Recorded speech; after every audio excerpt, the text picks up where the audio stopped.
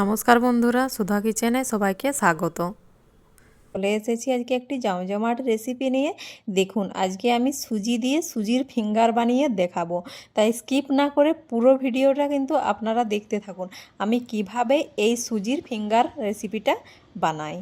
তার জন্য কিন্তু এখানে আমি নিয়ে নেব একটা প্যানটা আমি গ্যাসের মধ্যে বসিয়ে দিয়েছি আর দিয়ে দিলাম 1 কাপ জল।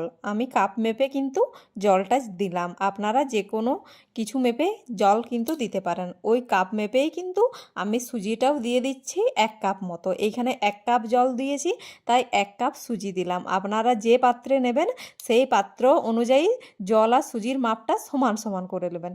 দেখুন, এরপর নাড়িয়ে চাড়িয়ে সুন্দরভাবে একটা আমি শক্ত ডো কিন্তু বানিয়ে নিচ্ছি। এই ডোটা একটু শক্ত মতোই হবে। সুন্দরভাবে আমি কিন্তু একটা ডো বানিয়ে নিলাম। দেখুন, আমার ডোটা কিন্তু হয়ে গেছে। এরপর এটাকে আমি ঢেকে রেখে দিচ্ছি। এরপর আমি ঢেকে রেখে দিয়েছি আর এখানে নিয়ে নিলাম একটা পাত্র। আমি এখানে দুটো মিডিয়াম সাইজের আলু আগে থেকে বয়েল করে ম্যাশ করে নিয়েছিলাম খুব সুন্দরভাবে। এরপর এই আলুটাও আমি এখানে নিয়ে নিয়েছি আর দিয়ে দেবো এই আলুর মধ্যে ওই সুজিটা। দেখুন, এই সুজিটাও আমি এখানে দিয়ে দিলাম।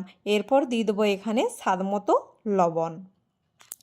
এরপর দিয়ে দিচ্ছি কুচনো কাঁচা লঙ্কা আর দিয়ে দিচ্ছি অল্প কিছু ধনেপাতা কুচি আর দিয়ে দেবো 2 চামচ মতো চিলি ফ্লেক্স। দেখুন, আপনাদের কাছে যদি চিলি ফ্লেক্স না থাকে তাহলে শুকনো লঙ্কাটা আপনারা কাঁচি করে কেটেও এখানে দিয়ে দিতে পারেন। আর দিয়ে দিলাম 1 চামচ মতো গোলমরিচের গুঁড়ো আর দিয়ে দিচ্ছি এখানে 2 চামচ মতো কর্নফ্লাওয়ার। দেখুন, আমি এখানে 2 চামচ কর্নফ্লাওয়ার দিয়ে দিলাম। এরপর দিয়ে এটা হাতে করে খুব সুন্দরভাবে আমি মাখিয়ে নেব।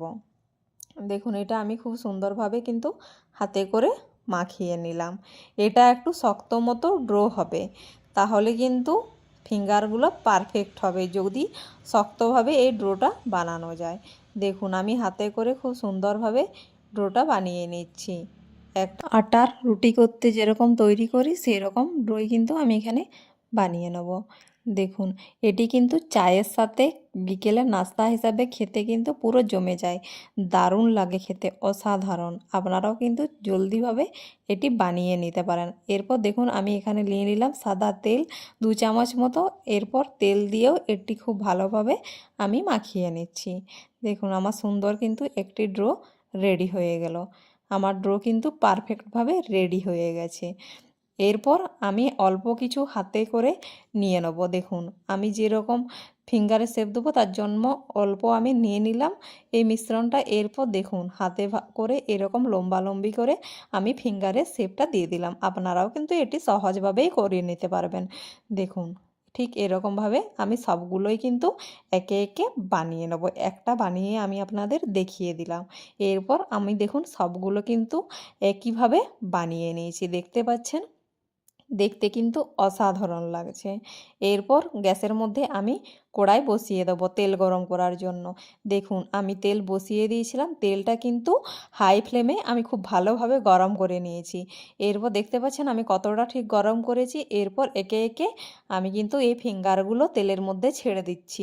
গ্যাসের হিটটা খুব ভালোভাবে গরম করার পর আপনাদেরকে মিডিয়াম টু হাই ফ্লেমে রেখে দিতে হবে, কারণ তখন আর হাই ফ্লেমে রাখা চলবে না, তাহলে কিন্তু এগুলো উপর থেকে তাড়াতাড়ি লাল হয়ে যাবে আর রেসিপিটা পারফেক্টভাবে তৈরি হবে না।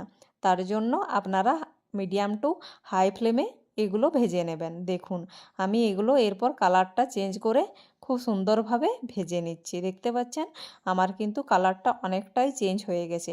আর একটু লাল লাল করে ভেজে নিলেই কিন্তু আমার আজকে সুজির ফিঙ্গার রেডি হয়ে যাবে পারফেক্টভাবে। দেখতে পাচ্ছেন দেখতে কত সুন্দর লাগছে।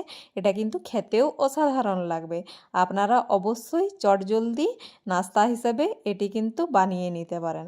দেখুন কত সুন্দর হয়েছে। আমার কিন্তু পারফেক্টভাবে রেসিপিটা রেডি হয়ে গেছে। অসাধারণ দেখতে লাগছে আর খেতেও কিন্তু অসাধারণ লাগবে। আপনারা দেখেই বুঝতে পারছেন কতটা ক্রিস্পি হয়েছে উপর থেকে আর কতটা সুন্দর লাগছে।